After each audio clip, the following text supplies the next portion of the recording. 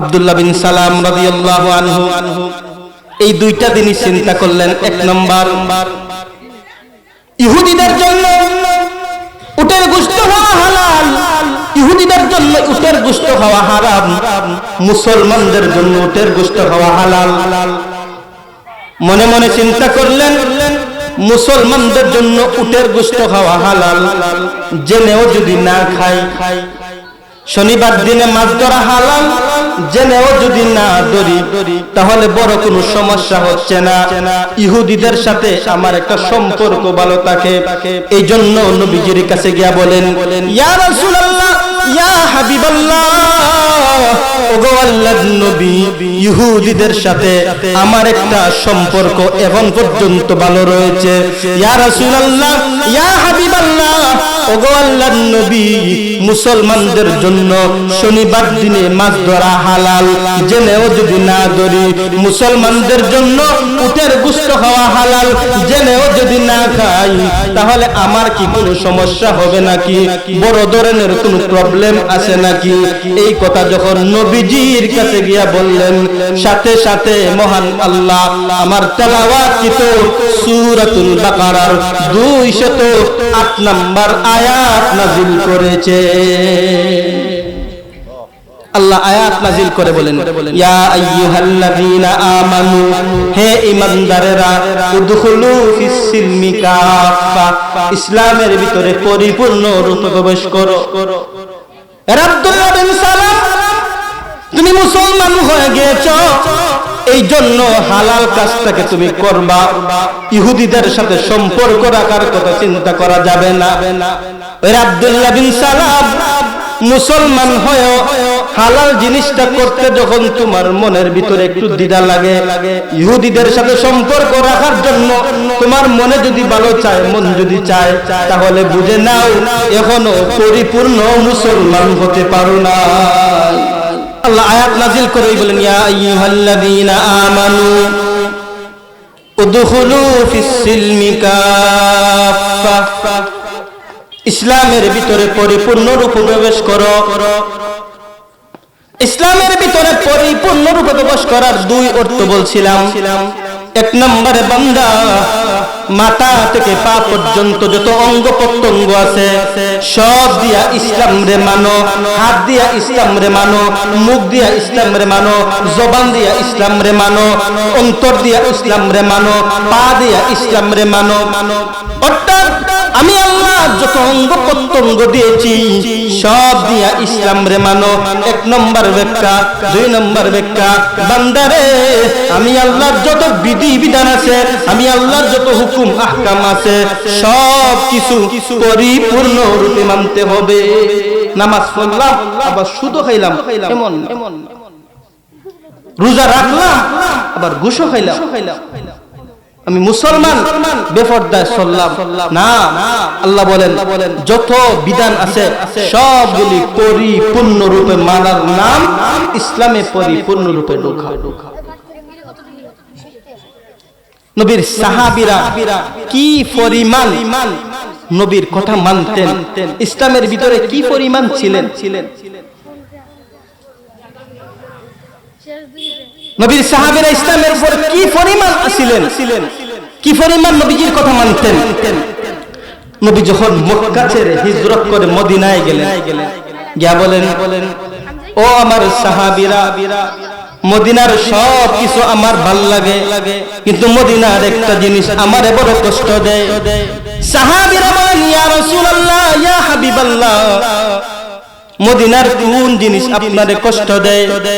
নবীজি বলেন, সাহাবীরা রে, আমার বাড়ি হলো মক্কায়, মক্কা আমার জন্মভূমি, আমি মক্কায় বড় হয়েছি, মক্কার জমজমের পানি আমি ব্যবহার করেছি, জমজমের পানি আমি ব্যবহার করেছি, জমজমের পানি দিয়ে গোসল করেছি। এরে আমার সাহাবীরা শুনো, জমজমের পানি ছিল স্বাভাবিক পানি, মিঠা পানি। আমি যখন মক্কা ছেড়ে মদিনায় আসলাম, মদিনার লবণাক্ত পানি আমি ব্যবহার করতে পারি না, মদিনার লবণাক্ত পানি ব্যবহার করতে আমার বড় কষ্ট হয়। নবীজি বলেন, সাহাবীরা রে, তোমাদের ভিতরে কেউ আসনি, আমারে একটু মিঠা পানির ব্যবস্থা করে দিবা। নবীজির মনে মনে ধারণা আনসার কোন সাহাবী দাঁড়াবে। আনসার কাদেরকে বলা হয়? যারা আগে থেকেই মদিনায় অবস্থান করতেছিল, যাদের বাড়ি মদিনায়, তারা কেউ দাঁড়াবে নবীজির মনে মনে ধারণা। কিন্তু যারা আনসার তারা তো ভালো করে জানে মদিনার কোথাও মিঠা পানির ব্যবস্থা নাই, মদিনার কোথাও স্বাভাবিক পানির ব্যবস্থা নাই, এজন্য কেউ দাঁড়ায় না। নবীর যখন দেখলেন কোন সাহাবী দাঁড়ায় না, নবী এবার ঘোষণা দিলেন, ও আমার সাহাবীরা, তোমাদের ভিতরে কেউ যদি আমাকে মিঠা পানির ব্যবস্থা করে দিতে পারো, আমি নবী সুপারিশ করে জান্নাতে নেওয়ার গ্যারান্টি দিলাম। নবী যখন এই কথা বললেন, লাভ দিয়ে দাঁড়ায় গেলেন নবীর সাহাবী উসমান ইবনে আফফান। নবীর সাহাবী উসমান রাদিয়াল্লাহু আনহু লাভ দিয়ে দাঁড়ায় গেলেন।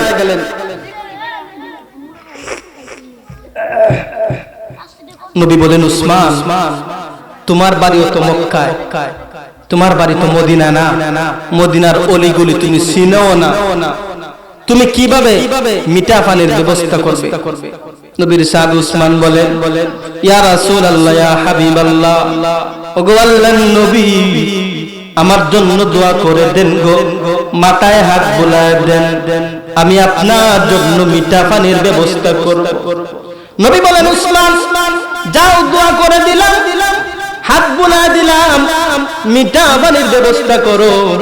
উসমান রাদিয়াল্লাহু আনহু সন্ধানে বের হয়ে গেলেন কোন জায়গায় মিঠা পানি পাওয়া যায়। সারাদিন চলে গেল, মিঠা পানির কোনো ব্যবস্থা হয় নাই। সারাদিন চলে গেল, সন্ধ্যায় যখন চলে আসবেন, এমন সময় মুরব্বী এক লোকের সাথে দেখা, বৃদ্ধ এক লোকের সাথে দেখা। জিজ্ঞাসা করেন, কি তালাশ করেন? বলে, আমার নবী মক্কা ছেড়ে মদিনায় আসছেন, নবীজি এই লবণাক্ত পানি পান করতে পারেন না, নবীর বড় কষ্ট হয়, এই জন্য মিঠা পানির তালাশ করতেছি, মিঠা পানির সন্ধান খুঁজতেছি। নবীজি, আমার নবী যখন কষ্ট করে আমাদের বরদাস্ত হয় না, সহ্য হয় না, এই জন্য মিঠা পানির সন্ধান, মিঠা পানি খুঁজতেছি। বৃদ্ধ লোকটা তখন হাউমাউ করে চিৎকার দেওয়া শুরু করলো, কান্নাকাটি শুরু। নবীর সাহাবী উসমান জিজ্ঞাসা করে, ও বৃদ্ধ লোক, কাঁদো কেন? কেন কাঁদো? কি হয়েছে? বৃদ্ধ লোকটা বলে, এজন্যই তো মহান আল্লাহ একটা কুয়ার পানিটা রিজার্ভ করে বিশ্ব নবীর জন্য রেখে দিয়েছে। সুবহানাল্লাহ। উসমান খুশি হয়ে গেলেন, চাচা, কুয়ার পানিটা কোন জায়গায় গেলে পাওয়া যাবে?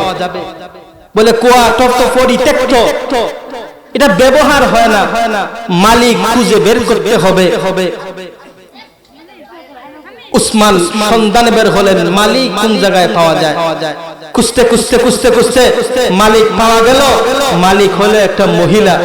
উসমান রাদিয়াল্লাহু আনহু মহিলার কাছে গিয়ে বলেন, মহিলা, আমার নবী মক্কা ছেড়ে মদিনায় আসছেন, লবণাক্ত পানি নবী খাইতে পারেন না, পারবানি এই কুয়াটা নবীর নামে অক্ষ করে দিতে? এই কুয়াটা বিক্রি করতে পারবানি? মহিলা বলেন, বিক্রি করার খেয়াল ছিল না, আমি বিধবা, গরিব মানুষ, বিক্রি করতে পারি যদি 1 লাখ দিরহাম দেওয়া হয়। যেই জমানায় 1-2 দিরহাম হইলে উট কিনা যাইতো, 1-2 দিরহাম হইলে গুড়া কিনা যাইতো। ওই জমানায় 1 লাখ দিরহাম দিয়া নবীর সাহাবী উসমান রাদিয়াল্লাহু আনহু কুয়াটা কিনে নবীজির কাছে গিয়া বলেন, ইয়া রাসূলুল্লাহ, ইয়া হাবিবাল্লাহ, ওগো আল্লাহর নবী, কুয়া পাইছি গো, মিঠা পানির সন্ধান পাইছি, আমি 1 লাখ দিরহাম দিয়া কুয়াটা কিনা আপনার নামে অক্ষ করে দিলাম। ও নবী, এখন থেকে পানি খাবেন, পান করবেন, কোনো সমস্যা নাই। নবী বলেন, উসমান রে, আমার জন্য তোদের এত ভালোবাসা, আমার জন্য তোদের এত মহব্বত, ও উসমান, আল্লাহকে সাক্ষী রেখে সমস্ত সাহাবীদেরকে বলে যাচ্ছি, তুমি উসমানকে না নিয়া আল্লাহর জান্নাতে যাবো না। সুবহানাল্লাহ।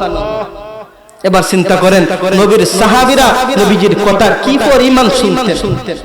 আসুন একটু আয়াতে যাই। ইয়া আইয়ুহাল্লাযীনা আমানু উদখুলু ফিস সিলমি কাফা। আল্লাহ ডাক দিলেন ঈমানদার বলে, আবার বলেন পরিপূর্ণ রূপে ইসলামে প্রবেশ করো।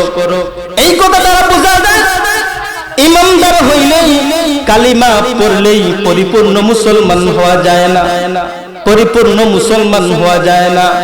নবীর সাহাবীদের দিকে খেয়াল করেন, নবীর সাহাবীদের ঈমানটা কেমন ছিল, নবীর সাহাবীদের ঈমান কেমন ছিল, তাহলেই বোঝা যাবে পরিপূর্ণ ঈমানদার কেমন, পরিপূর্ণ ঈমান কাদের ছিল একটু বোঝা যাবে।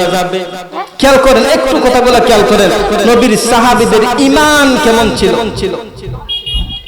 এই মুহূর্তে আমার মনে পড়ছে নবীর এক সাহাবী আমর রাদিয়াল্লাহু আনহু, ফা ভাঙ্গা বৃদ্ধ মানুষ ছিলেন। আমর রাদিয়াল্লাহু আনহু ফা ভাঙ্গা বুড়া মানুষ। নবী যখন জিহাদের ডাক দিবেন, ফা ভাঙ্গা বুড়া মানুষটা নবী যখন জিহাদের ডাক দিবেন, তার 4 সন্তান ছিল, 4 সন্তানকে ডাক দিয়ে বলছেন একটু সামনে আসো, তোমাদের সাথে জরুরি কিছু কথা। বলে কি কথা বলবেন, কি কথা? বলে শুনছো নবী উহুদ জিহাদের জন্য ডাক দিবেন, জিহাদের বেলায় তোমাদের চিন্তাধারা কি, জিহাদের বেলায় তোমাদের মতামত কি? 4টা ছেলে বলে আব্বা জিহাদের যে তালিকা হয়, মাঝে মাঝে লিস্টি হয় না কে কত টাকা দিবে, এই তালিকার মধ্যে অলরেডি আমাদের 4 ভাইয়ের নাম উঠায়া দিয়ে আসছি। সুবহানাল্লাহ। শুধু জিহাদে যাব এরকম না, 4 ভাইয়ের নামটা জিহাদের তালিকায় উঠায়া দিয়ে আসছি। সুবহানাল্লাহ। পা ভাঙ্গা বুড়া মানুষ। বৃদ্ধ সাহাবী বলেন ছেলেরা রে, তোমরা তো জওয়ান মানুষ, তোমরা তো যুবক মানুষ, সামনের জিহাদে অংশগ্রহণ করতে পারবে, এই সুযোগ তোমাদের আছে। আমি বুড়া মানুষ, জানি না সামনের যুদ্ধে অংশগ্রহণ করতে পারবো কিনা, এজন্য আমার সুযোগ দাও, আমি নবীজির সাথে জিহাদের ময়দানে যেতে চাই। ফা ভাঙ্গা বুড়া মানুষ জিহাদের ময়দানে যাওয়ার জন্য কি পরিমাণ আগ্রহ। ছেলেরা বলে আব্বা এটা বিবেকের বিষয়, আবেগ দিয়ে বললে হবে না, এটা যুদ্ধের ময়দান, ওখানে গেলে আর ফিরত আসার মতো কোনো কুদরত নাই, এটা জিহাদের ময়দান। আপনি বুদ্ধ মানুষ, পা ভাঙ্গা, আপনাকে আমরা যেতে দিব না। ছেলে তো বাপরে যেতে দেয় না। এবার আমর রাদিয়াল্লাহু আনহু নবীজির কাছে অভিযোগ, ইয়া রাসূলুল্লাহ, ইয়া হাবিবাল্লাহ, ওগো নবীজি আমি আপনার সঙ্গে জিহাদের ময়দানে যেতে চাই, ছেলেরা আমাকে যেতে দেয় না। ওগো নবীজি আপনি যদি পারমিশন দেন গো, আমারে কেউ বাধা দিতে পারবে না। ওগো নবীজি মেহেরবানি করে আমাকে জিহাদে যাওয়ার অনুমতি দিয়া দেন। নবীজি বলেন আমর রে, পা ভাঙ্গা বুড়া মানুষ তুমি কেমনে জিহাদ করবা, কিভাবে জিহাদ করবা? আমর রাদিয়াল্লাহু আনহু জবাব দেয়, ওগো নবীজি এইভাবে এক পা দিয়া আমি বৃদ্ধ মানুষ জিহাদ করে করে গো আল্লাহর রাস্তায় শহীদ হয়ে যেতে চাই। সুবহানাল্লাহ। বুড়া মানুষটা ফা ভাঙ্গা, এরপরও জিহাদের ময়দানে যাওয়ার জন্য কি পরিমাণ আগ্রহ। আর আমাদের এই যে এলাকার মানুষদেরকে যদি বলি 3 দিনের জন্য একটু আসেন তবলিগে যাই, বলে হুজুর আগের মতো চলতে ফিরতে পারে, বাড়ির কত অসুবিধা, কাশির যন্ত্রণা, রাত্রে ঘুমই হয় না, কত অজুহাত আমাদের। অথচ বৃদ্ধ সাহাবী পা ভাঙ্গা অসুস্থ বুড়া মানুষটা জিহাদে যাওয়ার জন্য কি পরিমাণ আগ্রহ। সুবহানাল্লাহ। নবীজি পারমিশন দিলেন। বাড়িতে এসে বলেন, ও স্ত্রী, তোমার কাছ থেকে জীবনে কত বিদায় নিয়েছি, আবার ফিরে আসতে পেরেছি, আজকে শেষবারের মতো বিদায় নিচ্ছি। স্ত্রী গো আমার জন্য দোয়া করেন, আমি যাতে আর কোনোদিন মদিনায় ফিরত আসতে না পারি। সুবহানাল্লাহ। কি রকম আগ্রহ তাদের ছিল, আর আমাদের আগ্রহ কোথায়? তাদের ঈমান আর কোথায় আমাদের ঈমান? কোথায় তাদের ঈমান, কোথায় আমাদের ঈমান? পা ভাঙ্গা বুড়া মানুষটা জিহাদের ময়দানে যাওয়ার জন্য কি পরিমাণ আগ্রহ। রওনা হওয়ার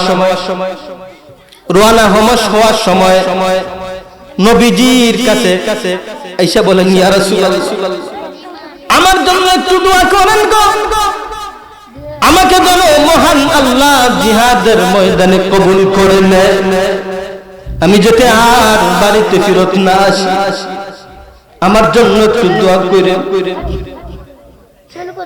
আল্লাহর কাছে দোয়া করার পরে আমর রাদিয়াল্লাহু আনহু রওনা হলেন জিহাদের ময়দানে। নবীজি তাকায় দেখেন পা ভাঙ্গা বুড়া মানুষটা জিহাদের ময়দানে। সাহাবায়ে কেরাম যেই দিকে যায় ওই দিকে না গিয়া বেঈমান কাফেরদের দিকে যেইভাবে দৌড় দেওয়ায় বিশ্ব নবী তাকায় দেখেন বেদিন কাফেররা ছাগলের ফালের মতো দৌড়ায়। সুবহানাল্লাহ।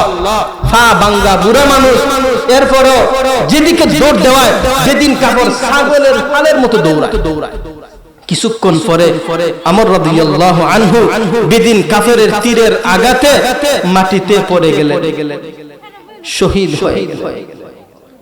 সাহাবায়ে কেরাম তার লাশটাকে দরাদরি কইরা একটু কিনারে নিলেন, সাইডে নিলেন। মদিনায় লাশটা নেওয়ার জন্য একটু উঠাইলেন, কিন্তু না, এই উটটা আর মদিনার দিকে যায় না। সুবহানাল্লাহ। সাহাবায়ে কেরাম লাঠি ফিটা করলেন, ধাক্কা দেন, এরপরেও উটটা আর মদিনার দিকে যায়। সাহাবায়ে কেরাম নবীজির কাছে এসে অভিযোগ, ইয়া রাসূলুল্লাহ, আপনার আমরের লাশ মদিনায় নেওয়ার জন্য কত চেষ্টা চালাইলাম, উটের উপরে উঠাইলাম, কিন্তু না, আমরের লাশটা মদিনায় নেওয়া যাচ্ছে না। নবীজি বলেন, সাহাবীরা রে, আমরের লাশটা কোনদিন মদিনায় নেওয়া যাবে না, কেননা আমার আমর রে মহান আল্লাহ কবুল করে নিয়েছেন, তার লাশটা উহুদের জমিনেই দাফন করে দেয়। সুবহানাল্লাহ। উহুদের ময়দানে তার লাশটা দাফন করা হইল। নবীজি চলে গেলেন, আবু বকর সিদ্দিক খলিফা, আবু বকর সিদ্দিক চলে গেলেন, উমর রাদিয়াল্লাহু আনহু খলিফা, উনিও চলে গেলেন, উসমান রাদিয়াল্লাহু আনহু খলিফা। প্রায় 50 বছর চলে গেল। 50 বছর পরে সাহাবায়ে কেরাম হঠাৎ করে শুনলেন উহুদের ময়দানের মাটি নাকি সরে গিয়েছে কবর থেকে, আর উহুদের ময়দানে যে সাহাবায়ে কেরাম শহীদ ছিলেন তাদের কারো লাশ নাকি বের হয়ে গেছে। সাহাবায়ে কেরাম তাকায় দেখেন উহুদের ময়দানে সাহাবায়ে কেরামের লাশ বের হয়ে গেছে। কবর থেকে মাটি সরার কারণে সাহাবায়ে কেরামের লাশ দেখা যায়। এক একজন করে লাশ দেখে আরেকটু সামনে অগ্রসর হয়ে দেখে আমর রাদিয়াল্লাহু আনহুর লাশটা এমন ভাবে বের হয়ে পড়েছে, চেহারার দিকে তাকায় দেখা যায় মনে হয় আমর মারা যায় নাই, আরামে ঘুমায় রয়েছে। সুবহানাল্লাহ। 50 বছর পরে নবীর সাহাবী আমর রাদিয়াল্লাহু আনহুর চেহারার দিকে তাকায় দেখা যায় মনে হয় মারা যায় নাই, আরামে ঘুমায় রয়েছে। এবার চিন্তা করেন সাহাবায়ে কেরামের ঈমান কেমন ছিল, ঈমানি পরীক্ষায় তারা উত্তীর্ণ ছিলেন, এজন্য তাদের প্রতি আল্লাহ খুশি। আল্লাহ যেমন তাদের প্রতি খুশি, তারাও আল্লাহর প্রতি খুশি। সুবহানাল্লাহ।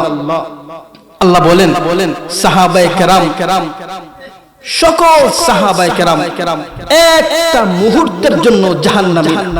শুধু তারা না তো, আজকে আমরা এই সরাইলটোপার মুসলমান, আমরা যদি ওযু করে সুন্নত তরিকায় ঘুমাই, দুরূদ শরীফের আমল করে ঘুমাই, স্বপ্ন যুগে যদি বিশ্ব নবীর দেখা হয়, স্বপ্ন যুগে যদি বিশ্ব নবীর দেখা হয়, তাহলে নবীজি বলেন এই মানুষটার জন্য, আমাদের জন্য আল্লাহর জাহান্নামের আগুন হারাম হয়ে যাবে। সুবহানাল্লাহ। আল্লাহ বলেন ওয়াস-সাবিকুনাল আউয়ালুনা মিনাল মুহাজিরিন ওয়াল আনসার والذين اتبعوهم بإحسان رضي الله عنهم ورضوا عنه। আল্লাহ বলেন হাবিব আপনার সাহাবীদের মধ্যে গো একদল আনসার আর একদল মুহাজির, একদল আনসার আর একদল মুহাজির, একদল হলো মক্কার আর একদল মদিনার। আনসার মুহাজিরদের মধ্যে যারা নাকি অগ্রগামী, আগে আগে ইসলাম ধর্ম গ্রহণ করেছে গো নবীজি, এদের প্রতি আমি আল্লাহ রাজি, আমি আল্লাহ খুশি।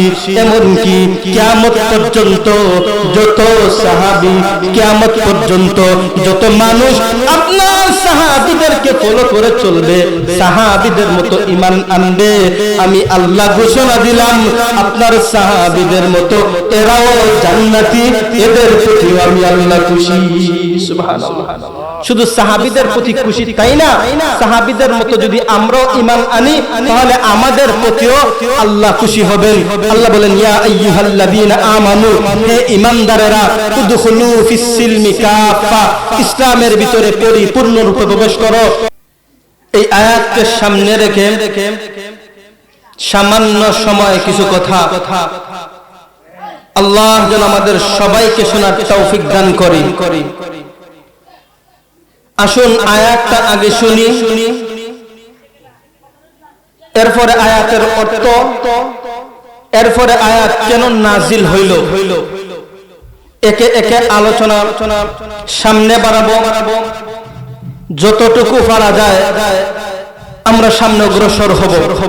আল্লাহ কোরআনে বলেন ইয়া আইয়ুহাল্লাযীনা আমানু উদখুলু ফিস সিলমি কাফা ওয়ালা তাত্তাবিউ খুতুওয়াতিশ শাইতান ইন্নাহু লাকুম আদুউম মুবিন। আল্লাহ বলেন ইয়া আইয়ুহাল্লাযীনা আমানু, হে ঈমানদারেরা, উদখুলু ফিস সিলমি কাফা, ইসলামের ভিতরে পরিপূর্ণরূপে প্রবেশ করো। ওয়ালা তাত্তাবিউ খুতুওয়াতিশ শাইতান, শয়তানের পথকে অনুসরণ করো না। ইন্নাহু লাকুম আদুউম মুবিন, নিশ্চয় শয়তান তোমাদের প্রকাশ্য শত্রু, শয়তান তোমাদের বড় শত্রু। এই হলো আয়াতের মোটামুটি তরজমা। আয়াতের শুরুতেই আল্লাহ বলেন ইয়া আইয়ুহাল্লাযীনা আমানু, হে ঈমানদারেরা। ঈমানদার বলে ডাক দিয়া আল্লাহ আবার বলেন উদখুলু ফিস সিলমি কাফা, ইসলামের ভিতরে পরিপূর্ণরূপে প্রবেশ করো। এতে বোঝা যায় ঈমানদার হইলেই ইসলামে পরিপূর্ণরূপে প্রবেশ করা হয় না। ঈমানদার হইলেই, কালিমা পড়লেই পরিপূর্ণ মুসলমান হওয়া যায় না। এজন্য আল্লাহ রাব্বুল আলামিন বলেন ইয়া আইয়ুহাল্লাযীনা আমানু, হে ঈমানদাররা, উদখুলু ফিস সিলমি কাফা, ইসলামের ভিতরে পরিপূর্ণরূপে প্রবেশ করো। ইসলামের ভিতরে পরিপূর্ণরূপে প্রবেশ করো, এই কথার দুইটা ব্যাখ্যা মুফাসসিরিনে কেরাম লিখছেন। এক নম্বর ব্যাখ্যা হলো বান্দা মাথা থেকে পা পর্যন্ত যত অঙ্গ প্রত্যঙ্গ দিলাম সব কিছু দিয়া ইসলাম রে পরিপূর্ণরূপে মানো। হাত দিয়াও ইসলাম রে মানো, পা দিয়া ইসলাম রে মানো, জবান দিয়া ইসলাম রে মানো, অন্তর দিয়া ইসলাম রে মানো, সব কিছু দিয়া ইসলাম রে মানা। এটা হলো পরিপূর্ণরূপে প্রবেশ করার এক নম্বর অর্থ। দুই নম্বর অর্থ হলো মুফাসসিরিনে কেরাম বলেন ইসলামের ভিতরে পরিপূর্ণরূপে প্রবেশ করার দুই নম্বর অর্থ হলো বান্দারে আমি আল্লাহর যত বিধান আছে, আমি আল্লাহর যত হুকুম আহকাম আছে সব কিছু মানা। নামাজ পড়ো, রোজা রাখো, হজ করো, যাকাত দাও, রোজা রাখো, আমি আল্লাহর যত বিধান আছে সবগুলো মানা। সুদ খায় না, ঘুষ খায় না, নামাজ পড়ো, রোজা রাখো, এই সবগুলা আমি আল্লাহর বিধান পরিপূর্ণ রূপে মানা। এই দুইটা অর্থ হলো মুফাসসিরিন کرام কাফা ইসলামের ভিতরে পরিপূর্ণ রূপে প্রবেশ করার দুই ব্যাখ্যা লিখছেন। এক নম্বর ব্যাখ্যা, যত অঙ্গ প্রত্যঙ্গ আছে সব দিয়ে ইসলাম মানা। দুই নম্বর ব্যাখ্যা, যত বিধিবিধান আছে সবগুলা পরিপূর্ণ রূপে মানা। আসুন ইসলামের ভিতরে পরিপূর্ণ রূপে প্রবেশ করার এটা আরো ভালো করে বুঝতে হলে আসুন আয়াতের শানে নুজুল একটু শুনি। আয়াত কেন নাজিল হইল, আয়াতের শানে নুজুল যদি শুনি তাহলে বোঝা যাবে, আর একটু ক্লিয়ার হবে ইসলামের ভিতরে পরিপূর্ণ রূপে প্রবেশ করা। আল্লামা ইদ্রিস কান্দলবী রাহমাতুল্লাহি আলাইহি ওনার কিতাবে লেখেন, ইসলামে পরিপূর্ণ রূপে প্রবেশ করা এর দুইটা ব্যাখ্যা লিখছেন উনি। সাথে সাথে আয়াতের শানে নুজুল যদি আরো শুনেন তাহলে ইসলামের ভিতরে পরিপূর্ণ রূপে প্রবেশ করার এর অর্থটা আরো ভালো করে বুঝে আসবে। তা হলো এই, আল্লাহর নবী বিশ্ব নবী মুহাম্মদুর রাসূলুল্লাহ সাল্লাল্লাহু আলাইহি ওয়াসাল্লাম যখন মক্কা ছেড়ে হিজরত করে মদিনায় আসবেন, যেই দিন মদিনায় প্রথম পা রাখছেন, যেই দিন মদিনায় সর্বপ্রথম ঢুকলেন, ওই দিন ইহুদিদের সবচেয়ে বড় আলেম আব্দুল্লাহ বিন সালাম রাদিয়াল্লাহু আনহু, যাকে ইহুদিদের বড় হুজুর বলা হইতো, বড় পণ্ডিত বলা হইতো, বড় মাওলানা সাহেব বলা হইতো, ইহুদিদের সবচেয়ে বড় আলেম, এর চাইতে বড় আলেম ইহুদিদের ভিতরে ছিল না। বিশ্বনবী মুহাম্মদুর রাসূলুল্লাহ সাল্লাল্লাহু আলাইহি ওয়াসাল্লাম যখন হিজরত করে মদিনায় প্রবেশ করতেছিলেন, ওই সময় আব্দুল্লাহ বিন সালাম রাদিয়াল্লাহু আনহু তখনও মুসলমান হন নাই। আল্লামা ইদ্রিস কান্দলবী রাহমাতুল্লাহি আলাইহি ওনার কিতাবে চমৎকার ঘটনা লিখছেন। নবীর সাহাবী এবং নবীজি যখন মক্কা ছেড়ে হিজরত করে মদিনায় ঢুকেন, যেই দিন মদিনায় প্রবেশ করেন, পা রাখলেন, আব্দুল্লাহ বিন সালাম রাদিয়াল্লাহু আনহু ওই সময় একটা খেজুর গাছের উপরে গাছ পরিচর্যায় নিয়োজিত ছিলেন। হঠাৎ করে নজর পড়েছে রাহমাতুল লিল আলামিন তার সাহাবীদেরকে নিয়ে মদিনার পথে রওনা হয়েছেন। জীবনে এর আগে কোনোদিন নবীকে দেখেন নাই, জীবনে এই প্রথমবার নবীকে দেখেছেন, এর আগে কোনোদিন নবীকে দেখেন নাই। দেখা মাত্রই বলে উঠেছেন আল্লাহু আকবার। গাছের নিচে দাঁড়ানো ছিল উনার ফুফু, জিজ্ঞাসা করে আব্দুল্লাহ, তোমার নবীর নাম হলো মুসা আলাইহিস সালাম, তাকে যদি তুমি দেখতা মনে হয় এত আনন্দিত হইতো না, এত খুশি হইতো না। এই লোকটাকে দেখে তুমি যেই পরিমাণ আনন্দিত হয়েছো, খুশি হয়েছো। আব্দুল্লাহ ডেকে বলে, ফুফুজি, যেই আল্লাহ মুসা আলাইহিস সালামকে নবী বানায়া দুনিয়াতে প্রেরণ করেছিলেন, ওই আল্লাহ এই লোকটাকেও নবী হিসাবেই দুনিয়াতে প্রেরণ করেছেন। সুবহানাল্লাহ। আব্দুল্লাহ বিন সালাম জীবনেও কোনোদিন নবীকে দেখেন নাই, এই সর্বপ্রথম নবীকে দেখেছেন। সর্বপ্রথম নবীকে দেখেই বলে উঠেছেন আল্লাহু আকবার। নবী আব্দুল্লাহ বিন সালামকে দেখেন নাই, আব্দুল্লাহ বিন সালামও নবীকে দেখেন নাই। ওনার বাড়ি হলো মদিনায়, নবীর বাড়ি মক্কায়, কোনোদিন দেখেন নাই। এরপরেও দেখেই চিনতে পেরেছেন উনি আখিরি জমানার নবী। কেমন করে চিনলেন? বলে তাওরাত কিতাবে আমার নবীর মাথা থেকে পা পর্যন্ত একবারে পুরাটা বডি, পুরাটা দেহের বিবরণ আছে। নবীর চেহারা কেমন হবে, নবীর টুট মুবারক কেমন হবে, নবীর মাথা মুবারক কেমন হবে, নবীর পা মুবারক কেমন হবে, নবীর শরীর মুবারক কেমন হবে, নবীর গঠন আকৃতি কেমন হবে, তাওরাত কিতাবে নবীর একেবারে সম্পূর্ণ বিবরণ ছিল। এই জন্য আব্দুল্লাহ বিন সালাম দেখেই চিনতে পেরেছিলেন উনি আখির জামানার নবী। সুবহানাল্লাহ। আব্দুল্লাহ বিন সালাম যেই নাকি দেখলেন নবীর চেহারা তাওরাত কিতাবের সাথে মিলে যায়, এবার চিন্তা করলেন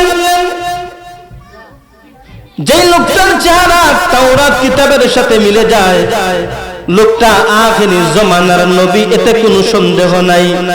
কিন্তু গিয়া দেখি নবী তার সাহাবীদেরকে কি শিক্ষা দেয়। কিতাবে লেখছেন আব্দুল্লাহ বিন সালাম যখন নবীজির কাছে গেলেন, গিয়া দেখলেন যেদিন সর্বপ্রথম নবীজির দরবারে গেছেন দেখার জন্য, গিয়া দেখেন নবী তার সাহাবীদেরকে, নবী তার উম্মতদেরকে 4 আমল শিক্ষা দিচ্ছেন। কয় আমল? 4 আমল শিক্ষা দিচ্ছেন। 1 নম্বরে আফসুস সালাম, 2 নম্বরে আতঈমুত তুআম, 3 নম্বরে সিলুল আরহাম, 4 নম্বরে ওয়াসাল্লু বিল্লাইলি ওয়ান নাসু নিয়াম। নবী তার সাহাবীদেরকে 4 আমল শিক্ষা দিচ্ছেন, যেই 4 আমল আমাদেরও করার দরকার আছে না নাই?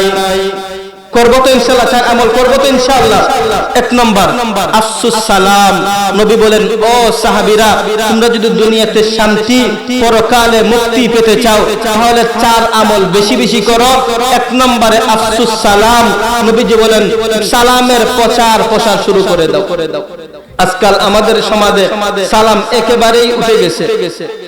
আরো যদি একটু মুরব্বী হয়, আরো যদি হয় নেতা, তাহলে তো সালামের কোনো প্রশ্নই উঠে না।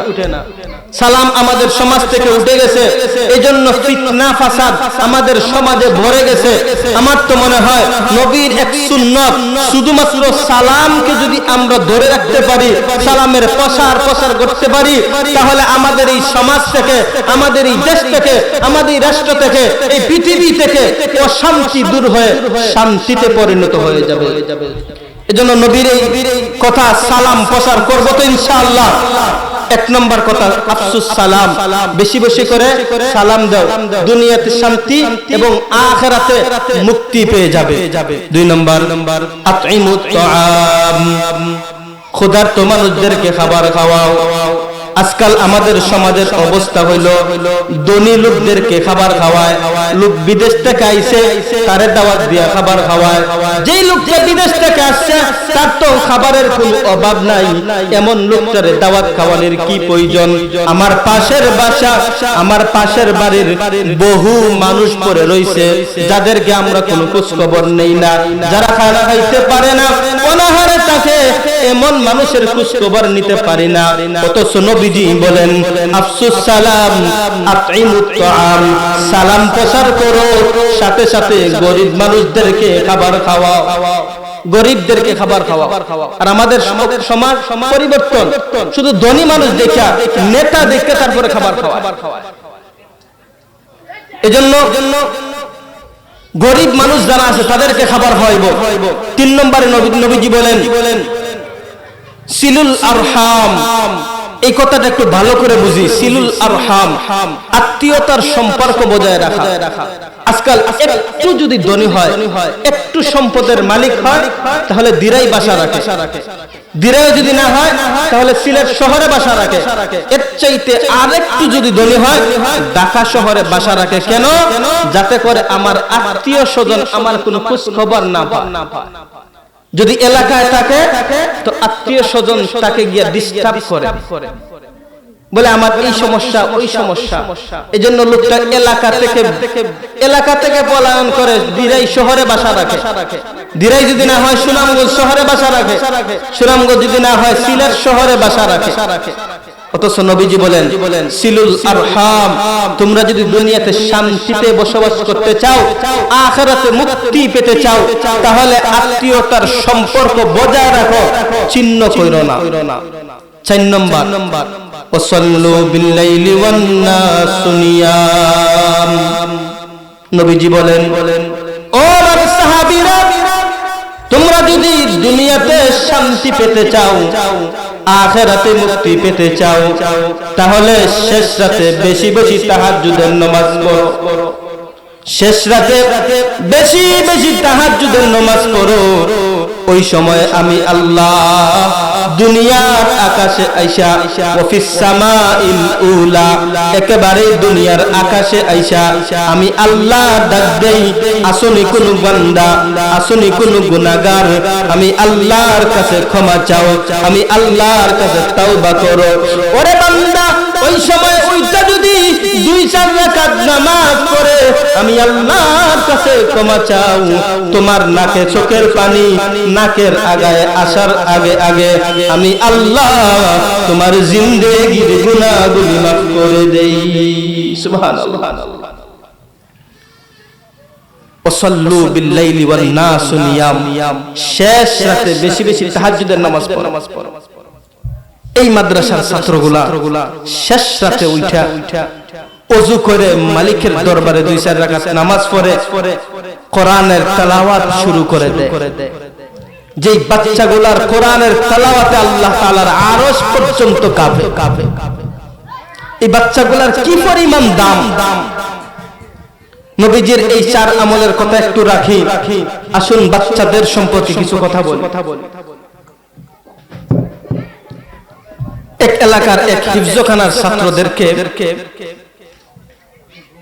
এক লোক দুধ খাওয়াইতো। হিফজখানার ছাত্রগুলা আসলে একটু দুষ্ট প্রকৃতির হয়। ছোট ছোট বাচ্চাগুলা কোরআন শরীফ পড়ে তো শয়তান তাদেরকে শুধু চাবি দেয় কিভাবে কোরআন থেকে সরানো যায়। হিফজখানার ছাত্রগুলা একটু বেশি দুষ্ট প্রকৃতির হয়, বেশি দুষ্টামি করে। আরো যদি হুজুর না থাকে তাহলে তো অবস্থা আরো খারাপ। তো এক লোক গ্রাম্য লোক নিজের গায়ের দুধ ছাত্রদেরকে কলসি কইরা কাঁধে কইরা আইনা খাওয়ায়। তো লোকটার পেট একটু বড় ছিল। ছাত্ররা তলে তলে নিচে নিচে গোপনে গোপনে তার নাম বলেছে মটকা। কথা বুঝেননি আমার? যারা আশপাশে আছেন একটু বসেন, যারা আছেন একটু বসেন। লোকটায় দুধ খাওয়ায় প্রতিদিন নিজের কাঁধে কইরা, ছাত্ররা তলে তলে নাম ফলাইছে লোকটার মটকা। একদিন দুধ লইয়া আসতে একটু দেরি হইতেছে। মাদ্রাসায় কোনো হুজুর নাই। ছাত্ররা হুজুর না থাকলে কি অবস্থা, এমনিতেই তাদের অবস্থা কি, আরো যখন হুজুর নাই কি এক অবস্থা হইচই শুরু হয়ে গেছে। এমন সময় এক ছাত্রর পেটে খুব বেশি খিদা লাগছে। একটা আরেকটারে কয়, কিরে মটকা দে আজকে দুধ লই আয় না। মটকা কই? মটকা দে আজকে দুধ লই আসে না। মটকা কই? ঘটনাক্রমে লোকটাও দুধ লইয়া শুধু মাদ্রাসার বাউন্ডারির ভিতরে ঢুকছে।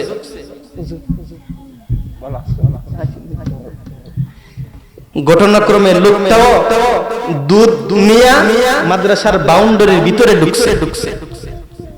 আর আল্লাহর কি মর্জি, আয়েশা এই কথাটাও শুনছে। ছাত্র যে বলছে যে মটকায় দি দুধ লইয়া আয় না, এই কথাটাও শুনছে।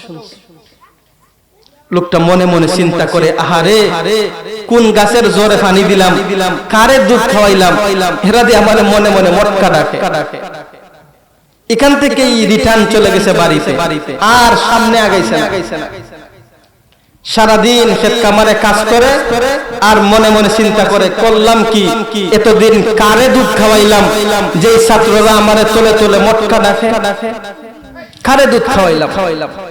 সারাদিন চিন্তা করে, রাত্রে বেলায় শুয়া শুয়া এই চিন্তা করতে করতে যখন ঘুমাইছে, স্বপ্নে যুগে দেখে হাসরের মাঠ কায়েম হয়ে গেছে। আল্লাহর আদালতের সামনে দাঁড়ায়া, কাঠগড়ার সামনে যখন দাঁড়াইছে, লোকটা কোনো জবাব দিতে পারে না।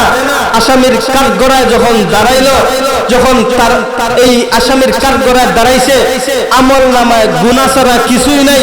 আসামির কাঠগড়ায় যখন দাঁড়াইলো তো আল্লাহ ফেরেশতাদেরকে হুকুম দিলেন, ও ফেরেশতারা যাও লোকটাকে নিয়ে। লোকটা কিন্তু এখনো স্বপ্নের মধ্যে। জাহান্নামের ফেরেশতারা তারে ধরছে, দুইরা নেবে জাহান্নামে ফুলসিরাতের ব্রিজে গিয়ে উঠছে, ফুলসিরাতের ব্রিজে গিয়ে উঠছে। এমন সময় লোকটা তাকায় দেখে যেই ছাত্রগুলারে দুধ খাওয়াইতো এই ছাত্রগুলা ফুলসিরাতের ব্রিজ পাড়ি দিয়া জান্নাত প্রবেশ করবে এমন অবস্থা, জান্নাতের সামনে চলে গেছে, গিয়া একটা দুষ্টামি শুরু করছে।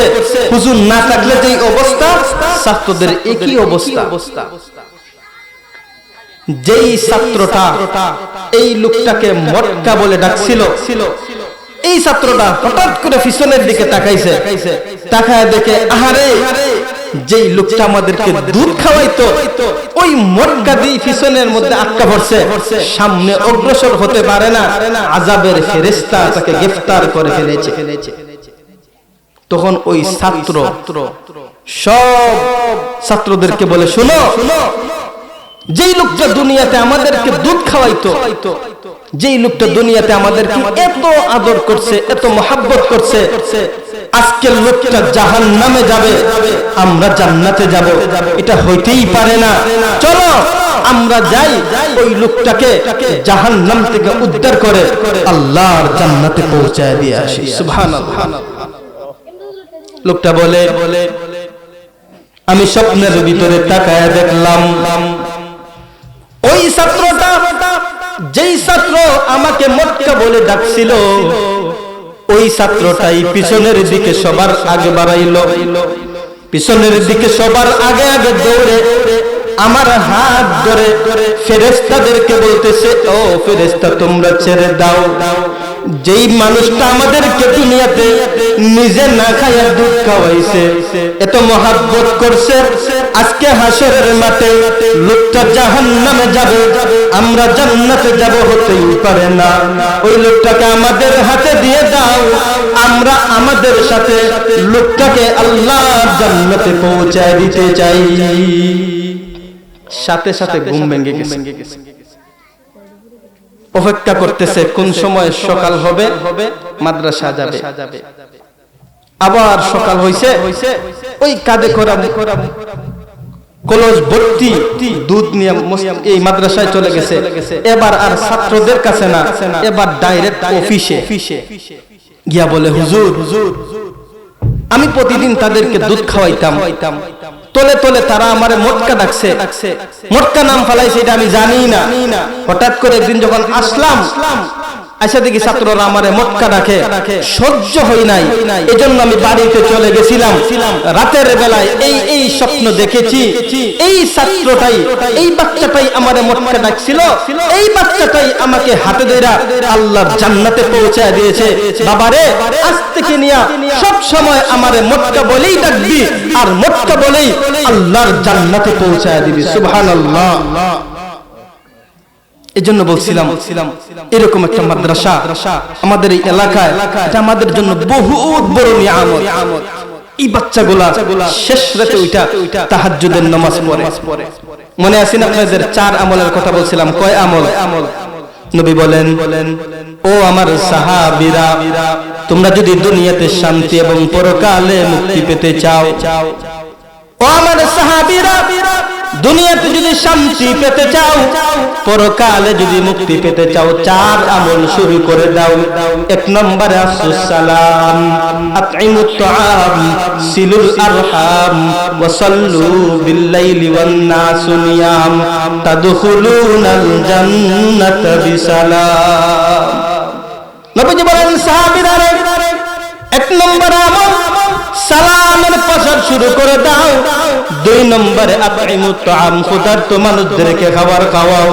3 নম্বরে সিলুল আরহাম, আত্মীয়তার সম্পর্ক বজায় রাখো, আত্মীয়তার সম্পর্ক ছিন্ন করো না। 4 নম্বরে ওয়াসাল্লু বিল্লাইলি ওয়ান নাসু নিয়াম, শেষ রাতে মানুষেরা যখন ঘুমায় থাকে আমি তখন অফিস সামাইল উলা দুনিয়ার আকাশে আইসা বান্দারে তখন করে আমি ডাক দেই। ওই সময় ওইটা 2-4 রাকাত নামাজ পড়ে আমি আল্লাহর কাছে যখন তুমি কান্নাকাটি করো, তোমার কান্নাকাটির মাধ্যমে আমি আল্লাহর রহমতের সাগরে ঢেউ ফুটে যায়। আমি আল্লাহর সহ্য করতে পারি না, ফেরেশতাদের সাক্ষী রেখে তোর জীবনের গুনাহ মাফ করে দেই। 4 আমলের কথা বলে নবীজি শেষে একটা কথা বলছেন, তাদখুলুনাল জান্নাতা বিসালাম। ও আমার সাহাবীরা, 4 আমল বেশি বেশি করে করো রে। কি লাভ হবে, কি লাভ হবে? তাদখুলুনাল জান্নাতা বিসালাম, মহান আল্লাহ মরণের পরে নিরাপদে জান্নাতে পৌঁছা দিবে। সুবহানাল্লাহ। আমরা চাইনি জান্নাতে যাইতে, সবাই চাইনি, নিয়ত আসেনি সবার জান্নাতে যাইতে। মনে আসেনি আব্দুল্লাহ বিন সালাম খেজুর গাছের উপর থেকে নবীজিকে শুধু দেখছিলেন, দেখা মাত্রই আল্লাহু আকবার বলে উঠেছিলেন, চিনতে পেরেছিলেন উনি আখিরি জামানার নবী। এখন যখন গিয়া দেখলেন তার সাহাবীদেরকে 4 আমল শিক্ষা দিচ্ছেন, আর দেরি নাই, সাথে সাথে কালিমা পড়ে মুসলমান হয়ে গেছে। আব্দুল্লাহ বিন সালাম যখন মুসলমান হয়ে গেছেন, এখনের কথাগুলো খুব ভালো করে শুনবেন। আব্দুল্লাহ বিন সালাম যখন মুসলমান হয়ে গেলেন তো কোনো সমস্যা নাই, কিন্তু বাহ্যিক একটা সমস্যা হইল। মুসলমানদের জন্য উটের গোশত খাওয়া হালাল, ইহুদিদের জন্য উটের গোশত খাওয়া হারাম। কথাটা একটু বলেন না, যদি বুঝবো আমার কথা বুঝেন, যদি কথা না বলেন তো বুঝে আমার কথা বুঝেন না, যদি আমার কথা নাই বুঝেন কথা বলে তো কোনো অর্থ নাই। তো মুসলমানদের জন্য উটের গোশত খাওয়া হালাল, ইহুদিদের জন্য উটের গোশত হারাম। হালালের অর্থ হলো খাইতে পারবেন, না খাইলে কোনো সমস্যা নাই। তবে হারামের অর্থ হলো একেবারেই খাওয়া যাবে না। আব্দুল্লাহ বিন সালাম যখন মুসলমান হইলেন, হওয়ার পরেই যদি উটের গোশত খাওয়া শুরু করে দেয় তো তার ইহুদি সঙ্গীরা, তার জাতের মানুষেরা, তার জাতির মানুষেরা বলবে, ও আব্দুল্লাহ বিন সালাম মুসলমান হইছে উটের গোশত খাওয়ার জন্য। উনি মনে মনে চিন্তা করলেন, মুসলমান ধর্মে তো উটের গোশত খাওয়া হালাল, যদি না খাই তাহলে আমার বড় ধরনের কোনো সমস্যা হচ্ছে না, পাশাপাশি ইহুদিদের সাথে আমার সম্পর্কটা একটু ভালো থাকে। 2 নম্বর, ইহুদিদের জন্য শনিবার দিনে মাছ ধরা হারাম, মুসলমানদের জন্য কোনো শনি রবি নাই। যখন মনে চায় তখন মাছ ধরো। রাত্রে 3টার সময় মনে চাইছে আমার ঘুম লাগতেছে না, পাশে আছে গাতা, গিয়া মাছ ধরো, কোনো সমস্যা নাই। কিন্তু ইহুদিদের ধর্মে শনিবার দিনে মাছ ধরা ছিল হারাম। আব্দুল্লাহ বিন সালাম মনে মনে চিন্তা করলেন, আহারে শনিবার দিনে মাছ ধরা হারাম, আমি ধরলাম না। মুসলমানদের জন্য শনিবার দিনে মাছ ধরা হালাল, কিন্তু আমি যদি না ধরি কোনো সমস্যা হচ্ছে না। পাশাপাশি যদি শনিবার দিনে মাছ না ধরি, আমার গোষ্ঠীর লোকের সাথে, ইহুদিদের সাথে আমার একটু মিল থাকে, সম্পর্ক ভালো থাকে।